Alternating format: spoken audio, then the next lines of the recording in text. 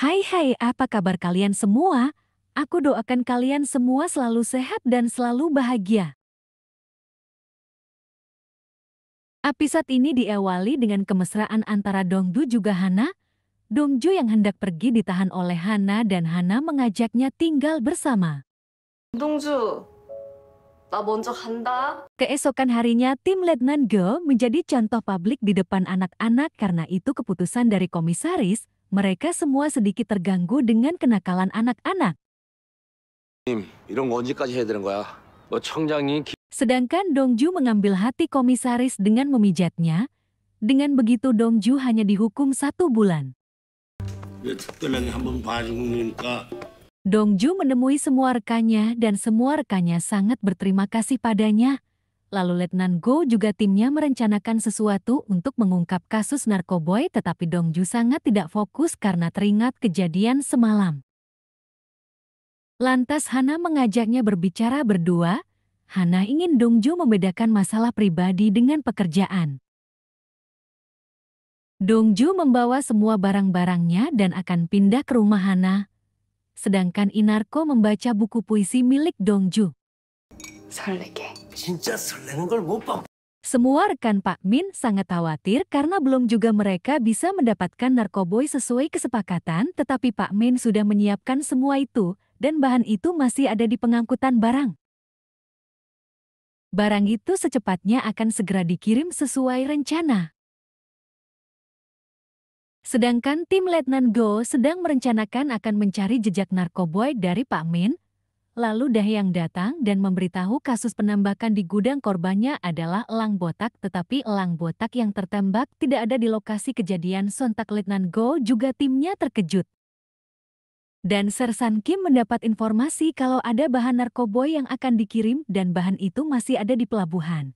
Terlihat Pak Min mendatangi atasannya dan memintanya untuk mengurus barang milik Pak Min. 근데 아까부터 왜 그렇게 자꾸 긁어요? 나도 간지럽게. Letnan Go dari tadi seperti gatal karena gigitan dari semut, lalu Jahehang mendapat informasi tentang semut itu. Semut itu sangat mematikan dan bisa membuat orang yang digigitnya bisa tewas, dan tiba-tiba Letnan Go pingsan. Ternyata penyebab Letnan Go pingsan dikarenakan kebanyakan makan. Dongju merencanakan akan membuat semut itu jadi berita besar untuk menghentikan pengiriman narkoboy itu. 많아서 어떻게 할 수가 없어. 아니, 내가 이리저리 Dengan begitu, semua tim akan mengecek semua barang pengiriman. Semua tim bekerja dan itu membuat Pak Min kesusahan untuk mengirim barangnya, maka dia memutuskan untuk mengancam atasannya supaya bisa mengirim barang miliknya. 님들 연락해서 보자고 하세요. Letnan Go dan timnya akan bergerak dan memeriksa semua kontainer. Mereka pun bergerak satu persatu kontainer mulai dibuka. Sampai akhirnya Dongju menemukan orang yang dipikir itu Hana dan Dongju mengikutinya. Dan sampai akhirnya Dongju bertemu dengan Hana yang asli. Ternyata dia bukan Hana melainkan Inarko. Inarko yang berusaha lari tapi tertangkap juga. Inarko berusaha untuk kabur tetapi Sersan Kim tetap membawanya sampai akhirnya Inarko pingsan dan kejang-kejang. Thank you. Awalnya Dongju tidak percaya tapi karena Inarko meyakinkan maka Dongju mendekati Inarko dan Inarko hanya pura-pura dan kabur. Mereka diserang oleh anak buah Pak Min dan beruntungnya mereka masih selamat. Sersan Kim berusaha mengejar kawanan itu sedangkan Dongju mengetahui narkoboy itu ada di mana. Dan Sersan Kim sepertinya terkena gigitan serangga, maka dia merasakan kalau dirinya tidak nyaman. Setelah itu, Sersan Kim diperiksa oleh dokter dan akan diberikan suntikan. Sersan Kim sangat takut dengan jarum suntik, maka Dongju turun tangan untuk membantunya supaya bisa disuntik. Letnan Go juga timnya dengan bangga membawa truk yang berisikan narkoboy ke kantornya. Semua rekan polisinya menatap ke arah mereka. Tim Letnan Go merayakan kesuksesan mereka semua dengan makan bersama. Setelah selesai makan mereka berpisah dan Letnan Go menawarkan tempat tinggal untuk Dongju tetapi Dongju menolaknya dan sebagai tanda terima kasih Sersan Kim menawarkan tempat tinggal untuk Dongju. Dongju berusaha membersihkan kamar itu dan banyaknya barang membuat Dongju menjatuhkan kotak yang berisikan foto Hana dengan Sersan Kim. Sedangkan Dongju juga melihat artikel tentang Sersan Kim dulu yang menjadi atlet, karena merasa bersalah karena memukul bagian luka Sersan Kim saat jadi atlet dulu, maka Dongju membeli obat untuk mengobati Sersan Kim. Sedangkan semua rekan Pak Min sangat khawatir karena rencana mereka berantakan, lalu Pak Min memutuskan untuk merampas kembali barang milik mereka yang diambil oleh polisi.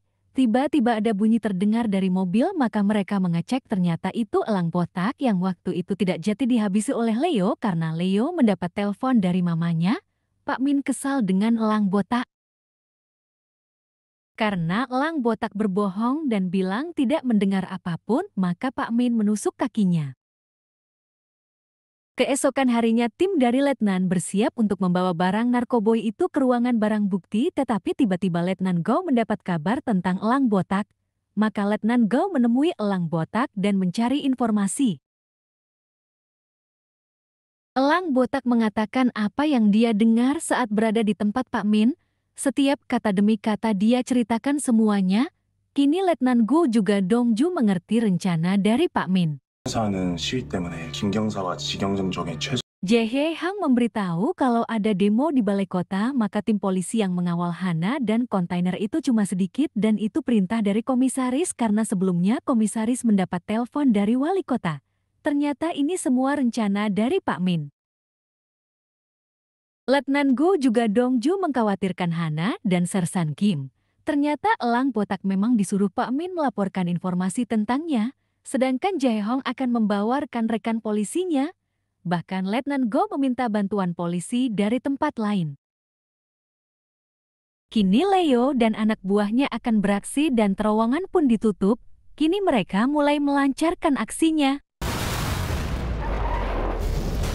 Maka Dongju juga Letnan Go bersiap untuk menghajar mereka semua. Walau jelas lawan mereka lebih banyak, tetapi Dongju pantang menyerah dan terus maju melawan mereka semua.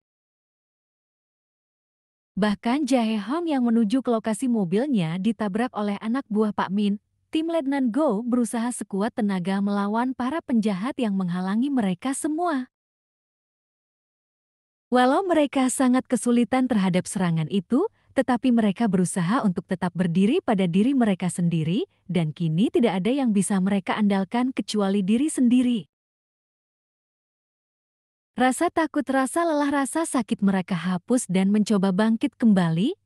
Mereka ingin menunjukkan pada dunia bahwa kejahatan akan kalah kalau mereka semua bersatu.